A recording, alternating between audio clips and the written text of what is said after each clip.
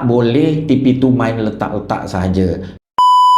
Kita bagi TV sebab budak tu pandai ke sebab dia anak emas kita? Macam mana nak adil, doktor? Alhamdulillah. Sebagaimana saya nyatakan tadi, TP itu adalah tahap penguasaan yang berdasarkan kriteria, dan kriteria itu tidak sorok di mana-mana. Mak bapaknya tahu kriteria itu, guru-guru tahu kriteria itu, budak-budak itu tahu kriteria itu.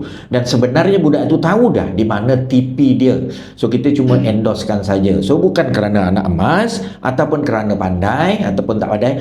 TP ini punya semangat ialah kalau boleh sekelas tu semuanya dapat 6. Semangatnya. Tapi dia bermula daripada 1, berusaha untuk sampai ke 6. Berusaha untuk sampai ke 6. Tapi tak boleh TP tu main letak-letak sahaja. So TP mesti berdasarkan kriteria.